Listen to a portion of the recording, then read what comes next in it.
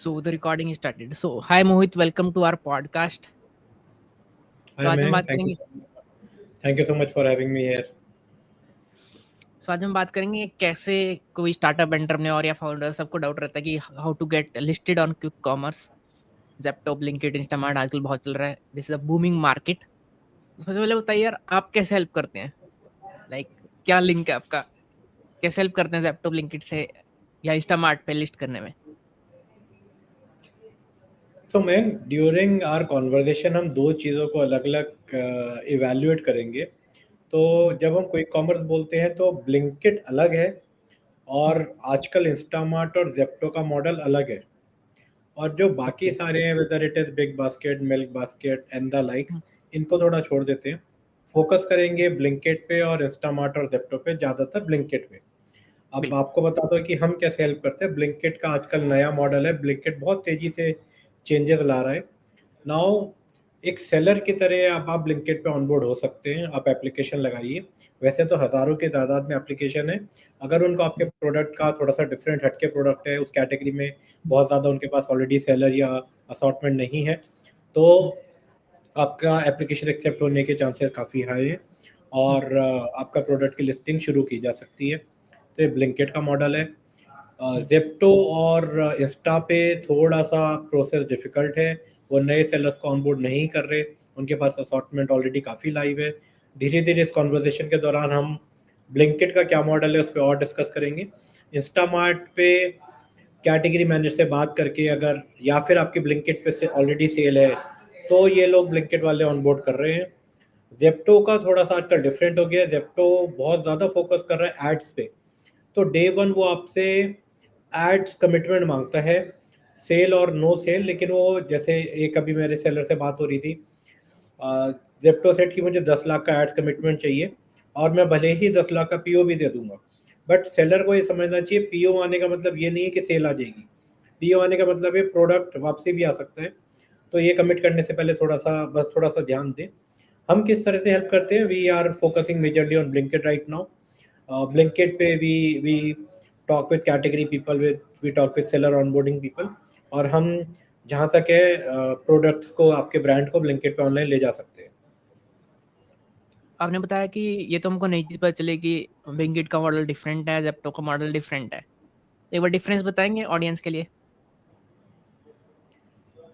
तो देखिए, ब्लिंकिट आज की डेट में जिस मॉडल पे है वो है एक seller model which is similar to Amazon.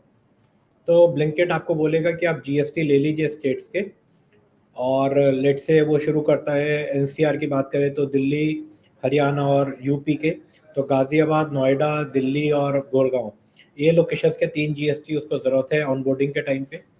और फिर वो बोलेगा उसके जो डार्क स्टोर्स है, जैसे 40 के करीब गुड़गांव में है, उतने ही दिल्ली और नोएडा, गाज़ियाबाद में उससे ज़्यादा है, बोलेगा कि अपने जीएसटी में इनको एपीओ भी करा लीजिए, which is additional place of business, और आपकी जिम्मेदारी है मेरे वेयरहाउस में सामान पहुंचाने की. Not dark store but warehouse तक. तो इनके 4 या 5 मास्टर वेयरहाउसेज है दिल्ली एनसीआर में, वहां तक प्रोडक्ट आपको भेजना है. एक सेलर पोर्टल आपको मिलेगा. सेलर पोर्टल पे वो आपके लिस्टिंग आपको करनी है. तो एक बार लिस्टिंग लाइव हो जाती है तो एक 25,000 की लिस्टिंग फी लगती है पर एसकेयू. तो पर एसकेयू वो आपको ब्लिंकिट को 25,000 की लिस्टिंग फी पे करनी है और वही 25,000 आपको एड्स वॉलेट में वापसी मिल जाएंगे. तो it is like a ads recharge. Once that is done, आपकी लिस्टिंग लाइव हो जाएगी एंड आपको दिखेगा कि आप जितने अपने जीएसटी डाले हैं वो किस किस लोकेशन पे आपको कितना इन्वेंट्री भेजने के लिए बोल रहा है, डिपेंडिंग कि उसको क्या लगता है आपके प्रोडक्ट का मूवमेंट कितना रहेगा और उसको कितने डार्क स्टोर सर्व करने हैं.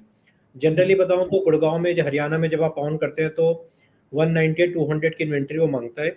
सिमिलर नंबर दिल्ली या नोएडा के लिए भी बोलते हैं कि आप भेज दीजिए. तो एक मिनिमम और मैक्सिमम इन्वेंट्री वो आपको बताता है. ये इन्वेंट्री आपको खुद बुक करके अपॉइंटमेंट लेके अपने ही लॉजिस्टिक्स यूज करके या कोई थर्ड पार्टी लॉजिस्टिक्स यूज करके स्लॉट के हिसाब से जो आपको स्लॉट मिला है वहाँ पे इन्वेंट्री इन करानी है. एक बार इन्वेंट्री इन हो गई तो आपका काम खत्म, वो खुद रेप्लिकेट करेगा. तो ये सेलर मॉडल है.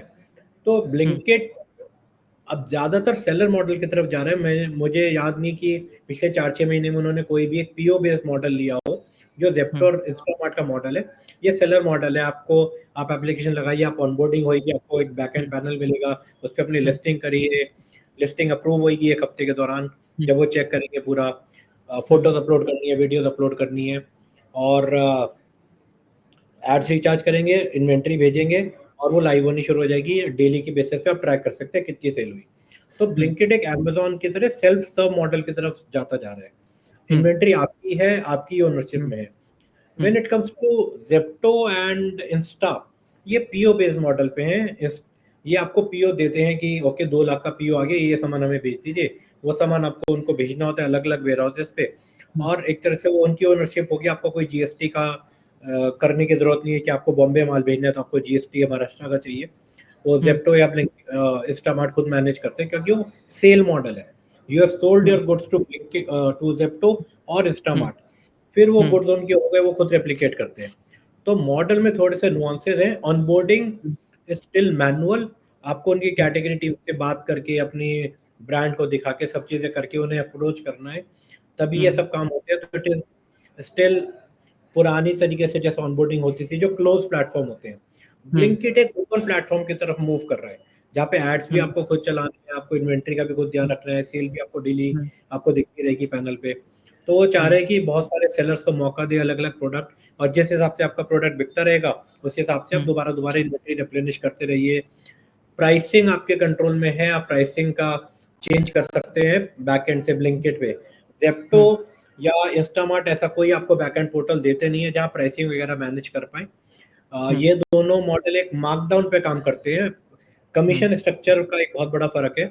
इंस्टामार्ट और ज़ेप्टो जब आपसे बात करेंगे तो मार्कडाउन माँगेंगे क्योंकि वी नीड 40% मार्जिन और 50% margin on your MRP, generally on MRP. तो आपका एमआरपी ₹700 है, आप उसे ₹500 में बेचना चाहते हैं, तो 50% अगर आपका एग्रीमेंट हो, ₹350 ज़ेप्टो या इंस्टामार्ट ले गए, आपके पास बचे ₹150। व्हेयरएज़ ब्लिंकिट बोलता है, उसका अमेज़न की तरह मॉडल है, तो अराउंड 2 टू 5 टू 10% आपका कमीशन लगेगा, ₹50 आपका डिलीवरी फीस लगेगी और ₹1 पर डे अप्रॉक्सिमेटली आपकी स्टोरेज लगेगी। तो ये आपके खर्चे निकल गए। तो मान लीजिए आप ₹300 का कोई छोटा एक सामान बेच रहे हैं, तो आपको जनरली ₹100 तक का खर्चा आता है। तो ब्लिंकिट का मॉडल काफ़ी आजकल अच्छा चल रहा है और इसमें सेलर का भी फ़ायदा है, ब्लिंकिट का भी फ़ायदा है और एंड कंज्यूमर का भी फ़ायदा है। प्राइसिंग डिस्काउंट सब आपके कंट्रोल में है। बट हाँ, हमने देखा कि कंज्यूमर एंड ज़ेप्टो को ज़्यादा लाइक कर रहा है आज के टाइम में। Zepto is the king of quick commerce, जहाँ तक हम जानते हैं एज़ अ कंज्यूमर। तो ऐसा क्यों? मयंक भाई देखिए, हर क्विक कॉमर्स कंपनी के अपने-अपने स्ट्रॉन्ग होल्ड हैं। ओके, ब्लिंकिट मैं बोलूँगा थोड़ा नॉर्थ की तरफ ज़्यादा चलता है, ज़ेप्टो बैंगलोर इधर काफ़ी उसका स्ट्रॉन्ग होल्ड है। तो जितना आपका डार्क स्टोर ज़्यादा होंगे, जितनी आपने कवरेज अच्छी करी हुई है, कस्टमर नेचुरली टेंड करेगा उस तरफ जाने का, क्योंकि अगर वो 10 मिनट डिलीवरी यूज़ कर रहा है, तो उसको जल्दी प्रोडक्ट चाहिए। तो छोटी-छोटी पॉकेट्स में, छोटे-छोटे एरियाज़ में अलग-अलग फ़ेवरेट्स बनते जा रहे हैं, क्योंकि मेरे घर के पास ज़ेप्टो पास में है, तो ज़ेप्टो जल्दी दे देता है, व्हेयरएज़ ब्लिंकिट का या स्विगी का स्टोर बहुत दूर है, तो मैं उसको यूज़ नहीं करूँगा। तो ऐसा फ़ेवरेट नहीं है। ज़ेप्टो आजकल बहुत अग्रेसिव है डिस्काउंटिंग मॉडल पे, तो डिस्काउंट्स ऐसा दिख रहा है ज़्यादा दे रहा है, पर हमें जहाँ तक है इंटरनल इंडस्ट्री न्यूज़, थोड़ा उसका कैटलॉग ब्रेड्थ कम हो गई है, विड्थ कम है कैटलॉग की, और ब्लिंकिट पे कैटलॉग थोड़ा ज़्यादा बढ़ता जा रहा है। सेलर्स बहुत ज़्यादा खुश नहीं हैं इस वाले मॉडल पे, क्योंकि थोड़ा-सा ट्रांसपेरेंसी कम है और एड्स पे बहुत ज़्यादा फ़ोकस है ज़ेप्टो में। तो इस चीज़ को देखते हुए थोड़ा-सा अलग-अलग चीज़ें हैं, अभी भी बहुत फ्लूइड है। देखिए कौन-सी चीज़ कहाँ बैठती है, बट अभी तो तीनों चारों फ्लिपकार्ट भी आ गया है, अमेज़न भी आ गया है, जियो भी कर रहा है। तो काफ़ी फ्लूइड है, डेली चीज़ें चेंज हो रही हैं, कौन कहाँ बैठेगा, बट आज की डेट में पूछे तो as a agency and as a seller Zepto का मॉडल काफ़ी पसंद किया जा रहा है। Sorry, okay. ब्लिंकिट ब्लिंकिट का मॉडल काफ़ी पसंद किया जा रहा है। वही तो या एक बार एड्स पे एक्सप्लेन करेंगे कि एड्स के लिए पैसे देने पड़ते हैं हमको 25,000, फिर 25,000 एड्स वापस आ जाते हैं, वो थोड़ा एक्सप्लेन करिए। ब्लिंकिट में पर एसकेयू का मतलब है, जैसे आपने कोई टी-शर्ट लिस्ट करी, तो टी-शर्ट का हर साइज़, हर कलर एक अलग एसकेयू है। तो आपने येलो टी शर्ट पहनी हुई है, येलो लिस्ट करी, तो उसमें स्मॉल मीडियम लार्ज 3 लिस्ट करने हैं, तो 3 अलग एसक्यू बनेंगे। और उनको लिस्ट करने के लिए, एक्टिवेट करने के लिए ब्लिंकिट 25,000 रुपये प्लस जीएसटी आपको वहीं पे बटन होता है कि activate your listing bye paying 25,000 rupees. वो जैसे ही ऑनलाइन पे करेंगे आपकी लिस्टिंग एक्टिवेट हो जाएगी। और साथ ही साथ एक आपका सेलर एक एड्स पैनल रहता है, उसी में उस एड्स पैनल में आपके वॉलेट में और आपके बैलेंस में 25,000 रुपीज़ दिखेंगे, जिसको आप अपने एड्स चलाने के लिए यूज़ कर सकते हैं। एड्स अभी काफ़ी बेसिक हैं, धीरे-धीरे ब्लिंकिट इवॉल्व कर रहा है एड्स को और कॉम्प्लिकेट और बेटर डेटा के साथ और एनरिच करने की, शार्पर टारगेटिंग करने की। तो अभी थोड़े से बेसिक ऐड चलते हैं। एक मेजर फ़र्क जो इस एड्स में है, ये एड्स चलते हैं इम्प्रेशन के बेसिस पे, नंबर ऑफ इम्प्रेशन जो आपको डिलीवर होंगे, ना कि क्लिक के बेसिस पे। अमेज़न, फ्लिपकार्ट में पर क्लिक है ज़्यादातर, कि अगर आपका क्लिक हो गया तो आपके ₹5 कट जाएँगे या ₹10 कट जाएँगे। पर जैसे आप कोई कीवर्ड यूज़ करते हैं, जैसे मैं बोलूँ येलो टी-शर्ट पे या टी-शर्ट पे मेरा ऐड चलाइए, तो इम्प्रेशंस होता है, तो generally it is called cost per 1000 impression, CPM. तो ₹200 के आसपास, ₹300 के आसपास, डिपेंडिंग कितना कॉम्पिटिशन है उस कीवर्ड पे, कितने लोग बिड कर रहे हैं, उस पे आपका ऐड, उस पे आपका प्रोडक्ट दिखेगा। और इम्प्रेशन अगर डिलीवर हो गया, इम्प्रेशन इज़ टॉप, अगर कहीं पे मोबाइल स्क्रीन पे इम्प्रेशन हो गया विदाउट अ क्लिक, तो वो 1000 इम्प्रेशन डिलीवर करने पे लेट्स से ₹250 आपके कट जाएँगे। और इस हिसाब से एड्स चल रहे हैं ब्लिंकिट के ऊपर आज की डेट में। और ज़ेप्टो के ऊपर?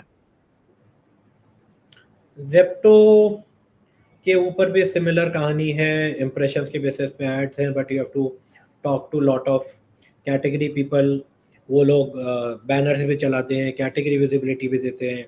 उसमें बहुत सारे ट्रेडिशनल कॉन्सेप्ट्स ऑफ एडवर्टाइजिंग है, बहुत सारे एसेट्स हैं। सेल्फ सर्व बहुत कम है, तो इसलिए हम ज़्यादा पसंद नहीं कर रहे उसको, क्योंकि जो पावर है वो सेलर के हाथ में नहीं है। Power still you have to talk to a person and get your things done. Automated नहीं है या सेल्फ सर्व नहीं है। तो ट्रेडिशनल मॉडल क्लोज्ड होते हैं, जिसमें आपको किसी से बात करनी है तभी काम होगा।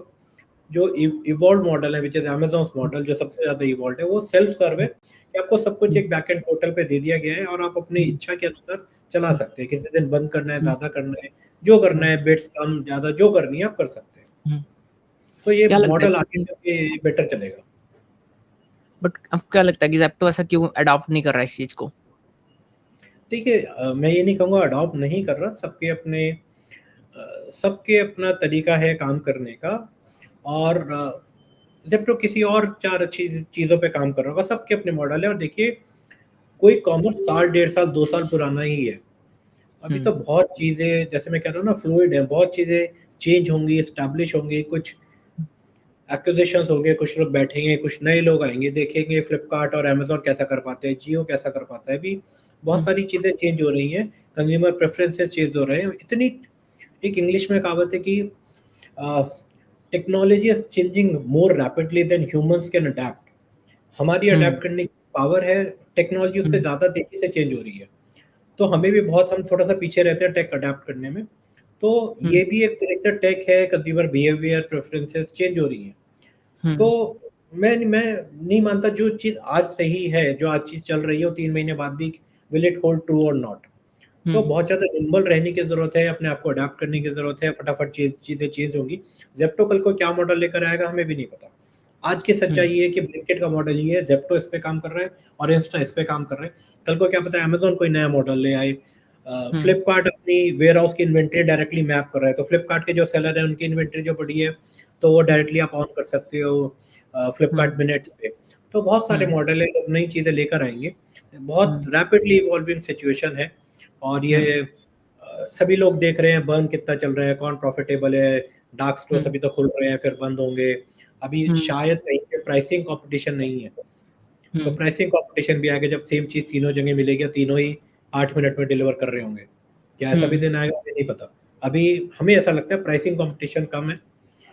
लोग प्राइसिंग अक्रॉस कोई कॉमर्स कंपैरिज़न कम है अभी। तो प्राइस पैरिटी की भी बातें नहीं हो रही हैं। तो जैसे अमेज़न, फ्लिपकार्ट में प्राइस पैरिटी की बातें होती हैं।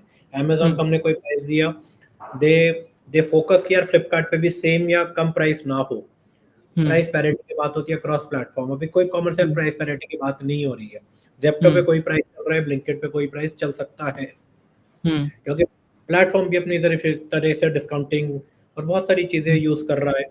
और अभी इनके पूरे मॉडल में भी काफ़ी चीज़ें हैं, सप्लाई चेन के बहुत सारे इश्यूज़ हैं। सप्लाई चेन इसमें एक मेजर पार्ट है। कई बार इन्वेंट्री आपकी अटक जाती है, किसी डार्क स्टोर से पीछे जो मास्टर वेयरहाउस है उसमें अटक जाती है, रेप्लिकेशन ठीक नहीं है। तो अभी बहुत कुछ बदलेगा, बहुत कुछ स्टेबल होगा। एज़ अ सेलर मैं आपको बोलूँगा बहुत ही निम्बल रहने की ज़रूरत है, डेली फ़ोकस करते रहिए। भीड़ के साथ मत चलिए जो भीड़ कह रही है। और काफ़ी आजकल इतने सारे वीडियोज़ D2C ब्रांड के ओनर्स अपना डालते हैं कि अ, उनका उनका कोई कॉमर्स कैसे बहुत सक्सेसफुल हो गया है, कैसे फट गया। कई कंपनीज़ हैं सिर्फ़ कोई कॉमर्स के लिए ही बनी है, वो कोई कॉमर्स भी बहुत अच्छा कर रही हैं। एड स्पेंड शिफ्ट हो रहे हैं from traditional channels which is Amazon and Flipkart to more quick commerce. काफ़ी काफ़ी कैटेगरीज़ में बहुत ज़्यादा डेंट भी पड़ा है इन Amazon Flipkart which is staples, grocery जो कभी इनका स्टॉक होल्ड था भी नहीं। पर्सनल केयर, डेली यूटिलिटी की चीज़ें, तो बहुत सारी चीज़ें बदलेंगी अभी। इसमें काफ़ी डिटेल में अभी मैं नहीं मानता अभी ये मॉडल जो शायद 2 साल बाद सेट होगा, इसके अभी हमने 20-25% भी देखा है। अभी तो ये पूरा चेंज होगा और देखेंगे कहाँ पे बैठता है। बिल्कुल, क्योंकि आज अगर मैं आई एम फ्रॉम कुरुक्षेत्र, तो अगर मैं बात करूँ अपने शहर की, मेरे पास ज़ेप्टो आ चुका है, मेरे पास ब्लिंकिट आ चुका है, मेरे पास इंस्टामार्ट आ चुका है, राइट? तीनों पे प्राइस डिफरेंट है। आई थिंक ज़ेप्टो सबसे ज़्यादा डिस्काउंट दे रहा है, राइट? अब आपने बोला कि अमेज़न भी आएगा, फ्लिपकार्ट भी आएगा और जियो भी आएगा। बिग बास्केट भी आएगा, जियो भी आएगा। बिग बास्केट भी आएगा। 7 छोटे से शहर में 7। डू यू थिंक कि और आपने एक एक्विजिशन की बात करी, क्या लगता है कि कोई ऐसा होगा कि जैसे जियो एक बड़ा प्लेयर है, सबको खरीद लिया? क्योंकि एक शहर में एक डार्क स्टोर हो, एक ही का हो, आई थिंक बेनिफिट उसमें नहीं है। देखो ऐसा नहीं होता, मार्केट हमेशा से कॉम्पिटिटिव ही रहेगा। हुँ, सिंगल पर्सन या मोनोपोली, डुओपोली चलती नहीं है। हुँ, ऑलवेज़ किसी मार्केट में एक लीडर रहेगा, फिर एक सेकंड हुँ, कॉम्पिटिटर तो रहेगा, थर्ड, फोर्थ की भी जगह है। आगे हुँ, जाके कैसे प्ले आउट करेगा देखिए, ब्लिंकिट ऑलरेडी लिस्टेड है ज़ोमैटो के साथ, तो उसको एक्विज़िशन का हुँ, मुझे नहीं लगता कहीं जाएगा। हुँ, सिमिलरली इंस्टामार्ट स्विगी के साथ लिस्टेड है, कहीं नहीं जाएगा। हुँ, ज़ेप्टो एक एक्विज़िशन टारगेट काफ़ी समय से रहा है, उसके हुँ, ओनर्स फ्लिपकार्ट की भी न्यूज़ आई थी, अमेज़न की भी न्यूज़ आई है, पर बात बनी हुँ, नहीं होगी कहीं पे। तो हुँ, देखते हैं वो इंडिपेंडेंट ही खेलेगा, किसी के साथ एक्वायर होगा, क्या पता कोई बाहर से कोई नया ही प्लेयर आके उसको एक्वायर करे, या किसी के हुँ, साथ मर्ज होगा। बिग बास्केट हुँ, ऑलरेडी टाटास के पास है, वो उसको हुँ, कितनी देर तक फंड करते रहेंगे। क्या पता हुँ, मॉडल ही चेंज हो जाए और ये जो अभी फ्रंट रनर है वो बैठ जाए, कोई नया मॉडल निकल के आए। तो अभी हुँ, पता नहीं, बट हुँ, आज की करंट सिचुएशन को देखते हुए हुँ, एम&ए अपॉर्च्युनिटीज़ कम है, फ्लिपकार्ट ऑलरेडी आईपीओ की बात कर रहा है, हुँ, अमेज़न लगता नहीं अपना सामान बेचता है, हुँ, तो हुँ, वहाँ पे भी ऐसा कोई अपॉर्च्युनिटी दिखती नहीं है। जियो ऑलरेडी हुँ, बेहेमौत है, जियो तो कर लेगा अपना, तो ऐसी ज़ेप्टो ही है मेरे ख्याल इंडिविजुअल अभी मार्केट में खड़ा हुआ, हुँ, जिसको अगर कोई एम&ए हुँ। अपॉर्च्युनिटी निकलेगी तो कोई इसको लेगा या कोई कुछ करेगा, बट देखते हैं। बट हाँ, आपने बोला फंडिंग कि फंडिंग कैसा होगा? फ्लिपकार्ट एंड अमेज़न ने ट्राई किया ज़ेप्टो को एक्वायर करने का, तो ये उन्होंने मना कर दिया। पब्लिक नॉलेज है। Okay, nice. तो आप अपनी जर्नी शेयर करेंगे कि आपका कैसे इस सेक्टर में एंट्री हुई, क्विक कॉमर्स सेक्टर में? देखो हमने अपरीवर शुरू करी थी 5 से 6 साल पहले। हुँ, हम ऑनलाइन सेलर्स को हेल्प करते हैं वेदर इट इज़ अमेज़न और हुँ, फ्लिपकार्ट और their own website to hmm, manage the entire online space. तो 5 साल हुँ, पहले तो यही था, यही चैनल्स थे। अभी 2-1 हुँ, साल से क्विक कॉमर्स भी आना शुरू हुआ है। तो जैसे-जैसे हुँ, ऑनलाइन में चीज़ें बढ़ती हैं, quick we also added quick commerce as a समझना, चलाना थोड़ा-सा टेक्निकल होता जा रहा है। जैसे-जैसे चीज़ें और कॉम्प्लिकेट होंगी, कॉम्पिटिशन आएगा, एड्स हुँ, चलाना, उसको मैनेज करना, एक हुँ, एक्सपर्टीज़ की ज़रूरत पड़ेगी। तो डेढ़ 1 साल हुँ, पहले हमने भी शुरू किया, अपने काफ़ी सेलर्स हैं जो अमेज़न, फ्लिपकार्ट के हैं, जो हुँ, हमसे क्विक कॉमर्स मैनेज करा रहे हैं, ज़ेप्टो हो गया, इंस्टा हो गया, ब्लिंकिट हो गया। हुँ, ब्लिंकिट के अभी काफ़ी सेलर्स हैं जिनको हमने ऑनबोर्डिंग कराई है, अराउंड मैं 35 सेलर्स चलाता हूँ ब्लिंकिट के, हुँ, जिनकी हुँ, ऑनबोर्डिंग्स भी हमने कराई है और अभी हुँ, उनके प्रोडक्ट्स लाइव हैं मल्टीपल लोकेशंस हुँ, पे और हुँ, उनको मैनेज कर रहे हैं। तो दोनों तीनों मार्केट प्लेसेस पे अलग-अलग काम है, चाहे तो ऐड चलाना हो, SaaS टूल्स बहुत ज़्यादा बन रहे हैं।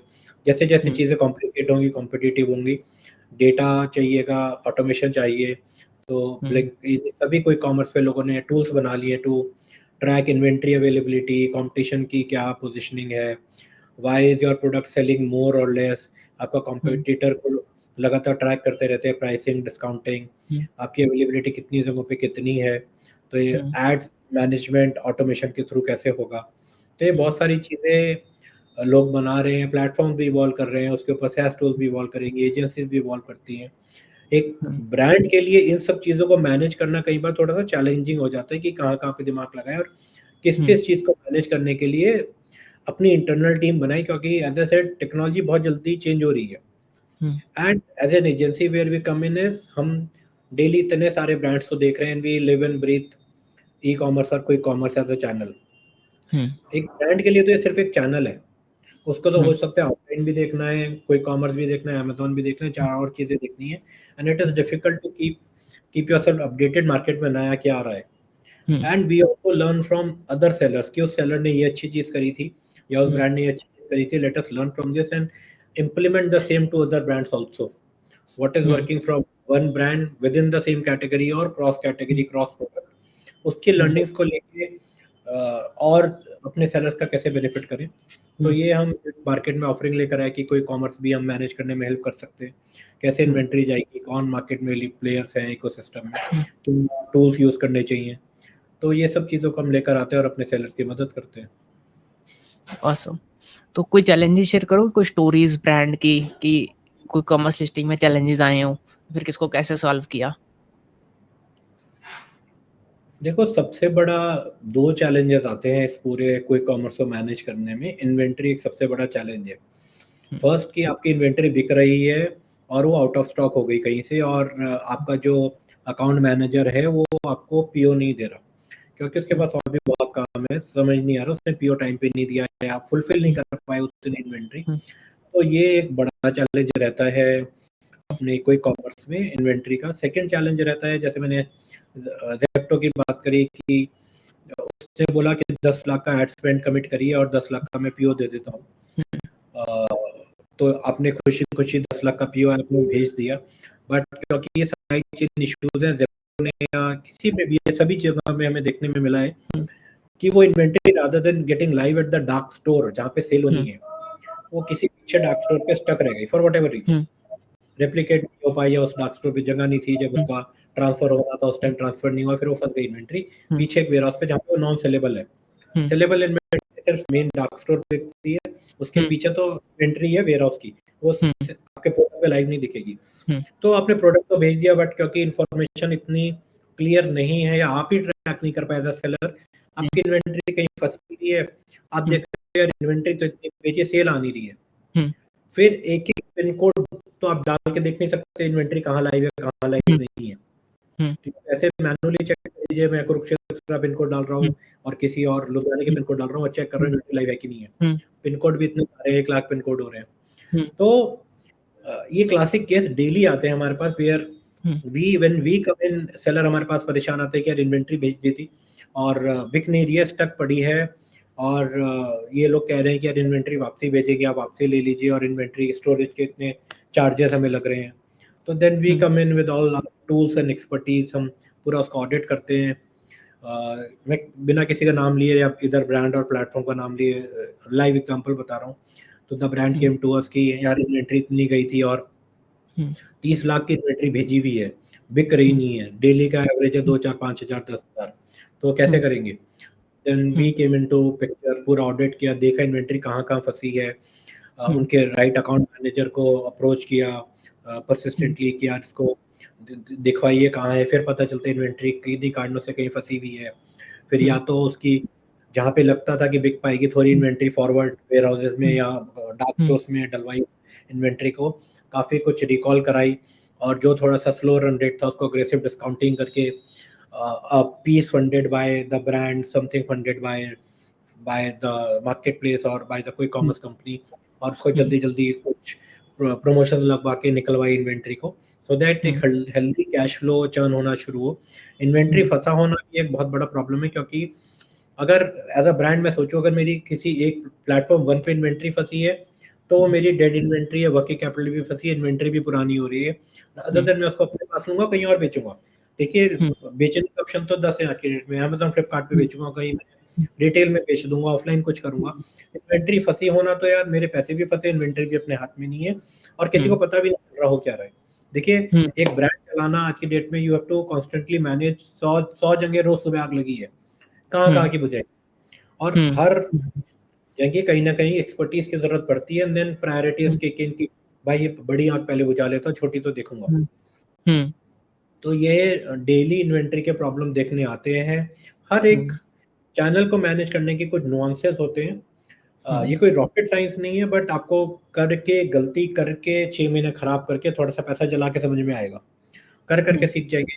या किसी एक्सपर्ट की आप सहायता लीजिए, जिसको पता है कि कहाँ नहीं फंसना, आगे गड्ढा है। मैं ऑलरेडी 20 ब्रांड को उस रास्ते ले जा चुका हूँ, मुझे पता है यहाँ गड्ढा है, गिरना नहीं है, और मैं साइड से निकल जाऊंगा। तो एक तो टाइम पीरियड शॉर्टन हो जाएगा जहाँ आपको पहुंचना है, थोड़ा सा पैसा कम लगेगा आपका, क्योंकि एक्सपेंसिव मिस्टेक्स नहीं होंगी, और it frees up your bandwidth to focus on critical tasks, which is brand building and doing other things, better sourcing, better product, better branding, और अपना better customer stories weave करना, rather than channel management. Yeah. तो सबकी expertise है। मैं आज की date में सब सेलर्स को जो सुन रहे हैं, या तो इन हाउस एक्सपर्टीज बना लीजिए, ऐसा भी कोई डिफिकल्ट नहीं है। You can manage, you can fight people if you can afford those right talent, because talent एक अपनी कॉस्ट है। क्या आप उसको इतना बड़ा धंधा है, उसको यूटिलाइज रख सकते हैं, कॉस्ट जस्टिफाई कर सकते हैं? Otherwise professional help is available. Please professional help कीजिए बिजनेस को समझने में, और सब कुछ खुद करने की जरूरत नहीं है। धीरे धीरे एजेंसीज की, आउटसोर्सिंग कंपनीज की, एक्सपर्ट्स की हेल्प लीजिए और अपना बिजनेस मैनेज कीजिए। बिल्कुल। एक आपने बताया कि 30 लाख की इन्वेंट्री ज़ेप्टो ने सपोज ले ली, ठीक है। अब एक चीज़ एक्सप्लेन करिए कि आपने ये भी बोला था कि ज़ेप्टो तो खरीद लेता है पूरा का पूरा, ठीक है। तो ये सब कैसे होता है कि एक तो उसने खरीद लिया, अगर उसने खरीद ही लिया तो पैसा तो सेलर के पास आ गया। जैसे मैं एक ब्रांड बना रहा हूँ, 10 लाख का मैंने कम से कम लेट्स से ज़ेप्टो लेता है, तो 10 लाख का माल मैंने ज़ेप्टो को दिया, 10 लाख मेरे पास आ गए, तो उसके बाद टेंशन क्या है कि मेरे पास तो पैसे आ गए ना, ज़ेप्टो किसी जरूरत है बेचे या ना बेचे। देखो, धंधा ना एक ट्रांजैक्शन का नहीं है। ओके, मैं एग्री करता हूँ कि 10 लाख का माल ज़ेप्टो ने ले भी लिया और पैसे भी आ गए। 45 डेज, लेट्स से 45 डेज में पैसे भी आ गए। लेकिन अगर आपका माल आगे नहीं निकल रहा, तो ज़ेप्टो से ज़्यादा आपकी तकलीफ है। ज़ेप्टो के पास तो 1000 ब्रांड है, लेकिन आपका तो एक ही ब्रांड है। अगर आगे नहीं निकला माल, तो दोबारा पीओ नहीं आएगा, ठीक है। तो अटक गए आप लोग। आप थोड़ी, आपको सिर्फ एक ट्रांजैक्शन नहीं करनी कि माल टिका दिया बस भूल गए, घर में बैठ गए। आपको तो बिजनेस रेगुलरली करना है। एक पीओ निकले, माल बिके, दूसरा है, चौथा है, 10 लाख का है, फिर 30 लाख का है। लेकिन जब तक ज़ेप्टो के एंड से या किसी भी मार्केटप्लेस के एंड से सेकेंडरी सेल नहीं होगी, आपको दोबारा इन्वेंट्री की रिक्वायरमेंट नहीं भेजेगा। दोबारा इन्वेंट्री नहीं है कि ब्रांड कैसे बढ़ेगा? चैनल तो लिमिटेड है, 10,000 चैनल थोड़ी है कि यार एक को दे दिया और 10 लाख इन्वेंट्री भूल जाओ। वही लिमिटेड 5, 7, 10, 15, 20 चैनल है। तो आप ऐसा नहीं कर सकते कि एक चैनल को एक बार 10 लाख की इन्वेंट्री दी और मैं भूल जाऊं। आपको तो पूरी चक्री चलानी है। और कोई भी मार्केटप्लेस आजकल आउटराइट परचेज तो बहुत ही कम करते हैं। इट इज सेल और रिटर्न, एसओआर मॉडल होता है। पैसे आपके आ जाएंगे 45 दिन में, बट ये क्लॉज भी रहता है कि अगर नहीं बिकी इन्वेंट्री तो रिटर्न भी आपको लेनी पड़ेगी। उसमें भी आप कह सकते हो नहीं लूंगा रिटर्न, मुझे तो एक ही ट्रांजेक्शन करनी थी। बट बिजनेस वैसे नहीं चलते। यू हैव टू करना पड़ता है, सबके साथ बिजनेस चलाना है। तो ये ब्रांड की भी जिम्मेदारी है कि finally customer sale which is called secondary sale हो। सिर्फ प्राइमरी आपने किसी को माल टिका दिया, उसके बाद माल नहीं बिक रहा, तो बिजनेस नहीं चलेगा। वो थोड़ी सी प्रॉब्लम है। बिल्कुल। एक और चीज, जैसे ब्लिंकिट आपको क्या करता है, आपके पोर्टल पे दिखा देता है कि इतनी रिक्वायरमेंट है इस वेयर हाउस में और इस वेयर हाउस में इतनी रिक्वायरमेंट भेज दो आप अपॉइंटमेंट लेके, ठीक है। सब कुछ ज़ेप्टो कैसे भेजता है लाइक रिक्वायरमेंट अपनी? ज़ेप्टो पीओ भेजता है इंटरनल अपने एल्गोरिथम एनालिसिस के हिसाब से, क्योंकि ये इन्वेंट्री मुझे लग रहा है इतनी ले लूं और एक ही देखिए सिर्फ एक ही वेरिएबल नहीं है कि कितनी इन्वेंट्री मुझे लेनी चाहिए, कितने वेयर हाउसेस में मैं भेजूँगा। काफ़ी सारी चीज़ें होती हैं, इट्स बहुत नेगोशिएशन होती है कि आपको कितना मार्जिन वो आपसे माँग रहा है, कितना एड्स कमिटमेंट उसने माँगा है, क्या प्रमोशंस लगाएँगे, कौन डिस्काउंट फंड करेगा। तो इतने वेरिएबल सेट करके वो डिसाइड करते हैं कि मान लीजिए ज़ेप्टो और कंपनी ने डिसाइड किया कि यार ज़्यादा इन्वेंट्री ले लेते हैं, बेचेंगे। तो ज़्यादा इन्वेंट्री ले ली और डिस्काउंटिंग भी अलाइन्ड है, उसके पीछे फंडिंग भी अलाइन्ड है, तो कुछ प्रमोशन भी चलाएँगे। तो उस हिसाब से ज़्यादा इन्वेंट्री भी ले सकते हैं। इट इज़ नॉट ऑलवेज़ कि उतनी इन्वेंट्री लें जितनी हमें लग रहा है नॉर्मल कोर्स में बिक जाएगी। ये पीओ या सेल और रिटर्न का मॉडल है जो नेगोशिएशन बेस्ड है कि आपकी क्या अंडरस्टैंडिंग हुई, आप कितनी फंडिंग करेंगे। मान लीजिए मैं एक ब्रांड हूँ, मैं कहता हूँ यार मैं सेलिब्रिटी, मेरा अगले महीने सेलिब्रिटी एंडोर्समेंट आ रहा है, या मैं कोई बहुत ही पब्लिसिटी करने वाला हूँ, या मैं एक लार्ज कैंपेन चलाने वाला हूँ, प्लीज़ इन्वेंट्री रखिए और मैं इन्वेंट्री आगे निकालने में मदद करूँगा। तो एक एग्री करता है मार्केट प्लेस भी या कोई भी चैनल, और आप एग्री करते हैं ब्रांड कि ठीक है अभी दिख नहीं रही है सेल की, या अभी मुझे सेल वेलोसिटी नहीं दिख रही है, बट क्योंकि कुछ चीज़ चेंज होने वाली है, मैं देख रहा हूँ कुछ चीज़ होंगे, तो चलो इन्वेंट्री एक कॉल लेते हैं, इन्वेंट्री भरते हैं, रेप्लिकेट करते हैं, फिर जैसे ही मार्केटिंग या प्रमोशन लाइव जाएगा, हो सकता है आपकी डिमांड ज़्यादा है। तो डिमांड ज़्यादा रहने से वो करते हैं, डिस्काउंटिंग लगती है। ये ट्रेडिशनल मॉडल है, ये मॉडल जो ब्लिंकिट का सेलर मॉडल है, उसमें आप ये नहीं कर सकते। उसमें तो उतनी ही इन्वेंट्री जाएगी जितनी वो माँग रहा है विदिन अ रेंज। तो उसने रेंज बोली 100 से 250 यूनिट हमें भेज दीजिए। उतनी भेज सकते हैं आप, ओवर नहीं भेज सकते।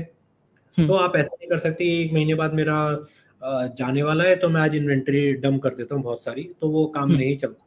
You have to have a stable outlook. लेकिन हाँ, चेंजेस बहुत जल्दी होते हैं, जैसे ही आपका डीआरआर और daily run rate of sale बढ़ना शुरू होगा, they will keep increasing your inventory that you can send. तो एक ऑर्गेनिक पाथ में आपकी इन्वेंट्री बढ़ सकती है, आपका चक्री आपकी बेटर चल सकती है। बट ऐसे नहीं भेज पाएँगे कि आज ही 10 लाख की इन्वेंट्री डाल दी मैंने और फिर देखता हूँ इसको बेचूँगा। तो एक सही उससे चलना पड़ेगा, क्योंकि इसमें यू आर नॉट आप एक बहुत बड़ा बिज़नेस प्लान किसी के साथ अलाइन करके बना नहीं रहे हैं। इसमें कोई ह्यूमन इंटरफेस ज़्यादा है नहीं, it is an automated model, self serve model है। तो आप इतने वेरिएबल्स उसमें इनपुट नहीं कर सकते, सिस्टम देख रहा है, आपको बता रहा है इतनी इन्वेंट्री की ज़रूरत है, इतनी आपकी बिकती थी, इतनी भेज दीजिए और रेगुलरली शांति से आप चलते रहिए। आप किसी से बहुत बड़े प्लान या बजटिंग प्लान नहीं बना रहे हो कि यार मैं डिस्काउंटिंग ज़्यादा दूँगा, प्लीज़ आप इन्वेंट्री रख लो। वो पॉसिबिलिटी नहीं है ब्लिंकिट वाले सेलर मॉडल में। बिल्कुल, कूल। तो अगर सपोज़ मैं हूँ, एक ब्रांड हूँ, मैंने एक प्रोडक्ट बनाया, क्या स्टेप्स होंगे एक अगर मेरे को क्विक कॉमर्स पे लिस्टिंग करनी है तो? लाइक मुझे क्या प्रेफरेबल स्टेप्स फॉलो करने चाहिए? मैं बोलूँगा ब्लिंकिट पे जाइए जहाँ पे सेलर मॉडल की ऑनबोर्डिंग हो रही है। उनका एक ऑनलाइन लिंक है, वहाँ पे जाइए, अपनी एप्लीकेशन भरिए, अपने प्रोडक्ट के बारे में बताइए एंड अज्यूमिंग आपका प्रोडक्ट चूज़ हो जाता है, तो वो आपका बैकएंड पे एक सेलर पोर्टल जो ब्लिंकिट का है उसका एक्सेस आपको दे देंगे। वहाँ पे आपको लिस्ट करना होगा अपना प्रोडक्ट, जैसे उसका फ़ोटोशूट, उसकी वीडियो करा के, और जो ब्लिंकिट इन्फॉर्मेशन आपसे माँग रहा है, प्रोडक्ट कितना बड़ा है, क्या है, वो सब चीज़ें उसमें फ़िल करिए। उसमें बारकोडिंग की रिक्वायरमेंट होती है, तो या तो अगर आपके पास बारकोड्स हैं यूपीसी, ईएन, तो आप वो लगा दीजिए, नहीं तो यू कैन रिक्वेस्ट ब्लिंकिट कि मुझे बारकोड दे दीजिए अपने, मेरे पास नहीं है, या मेरे प्रोडक्ट पे बारकोड नहीं है। तो ब्लिंकिट की टीम आपको बारकोड्स भेज देगी, और अपने जीएसटी डाल दीजिए, जो भी आपके पास जीएसटी है। मान लीजिए आपके पास 5 स्टेट या लेट्स से एक ही स्टेट का जीएसटी है, ब्लिंकिट 3 का माँगता है शुरू में, एनसीआर की बात करूँ तो उन 3 स्टेट्स के जीएसटी वहाँ पे डाल दीजिए कि ये जीएसटीज़ है मेरे। वो वेरीफ़ाई करेंगे, लाइव हो जाएँगे, फिर आपकी लिस्टिंग क्यूसी में जाएगी। पहले तो ब्रांड एप्लीकेशन लगती है, तो आपकी ब्रांड की एप्लीकेशन लगेगी, ब्रांड अप्रूवल होगा, उसमें 1 हफ्ते का समय जनरली जाता है जब आपका ब्रांड अप्रूव होता है। फिर आपको लिस्टिंग कर सकते हैं, लिस्टिंग लाइव होने में 10 से 15 दिन का समय लग सकता है। और जब अगर आपने सब कुछ सही से भरा है, तो लिस्टिंग भी आपकी लाइव हो गई, आपकी ब्रांड एप्लीकेशन भी लग चुकी है, आपके जीएसटी 3 लाइव दिखा रहा है मान लीजिए, और फिर आपको रिचार्ज करने का ऑप्शन आएगा। फिर आप रिचार्ज कर दीजिए उसको 25,000 से, मान लीजिए 3 लिस्टिंग आपने करी या 3 प्रोडक्ट आपने डाले, तो 75,000 प्लस जीएसटी आप रिचार्ज कर देंगे।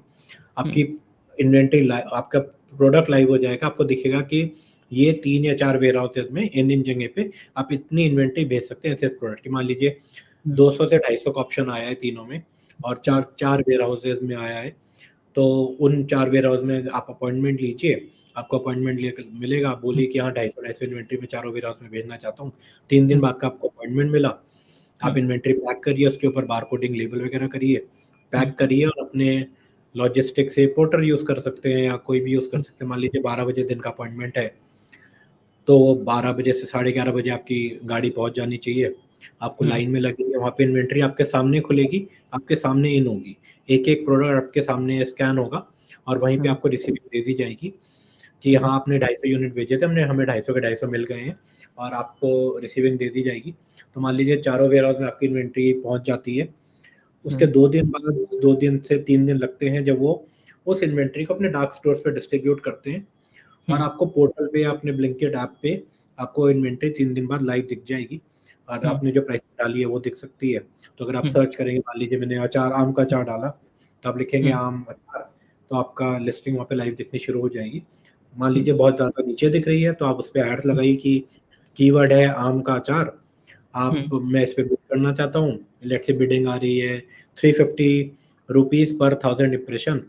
तो जैसे-जैसे आप प्रोडक्ट पे आपकी लिस्टिंग पे इंप्रेशन डिलीवर होंगे, आपका ऐड स्लॉट दिखेगा। तो सबसे, अगर आप ब्लिंकिट खोलेंगे, सबसे पहला जो आपको प्रोडक्ट आ रहा है वो एक ऐड है, फिर चौथा प्रोडक्ट भी ऐड है, छोटा-सा एडी लिखा होता है ग्रे कलर में, कभी ध्यान से देखिएगा। तो first and fourth is add, second, third organic है, फिर नीचे एक बैनर का भी ऑप्शन आता है, पूरी प्रोडक्ट की जगह पूरा एक बैनर ही दिखेगा ब्रांड का। तो ये 2-3 चीज़ें आप कर सकते हैं और धीरे-धीरे सेल आनी शुरू हो जाएगी, आपको इन्वेंटरी दिखेगी किस वेयरहाउस में कितनी है।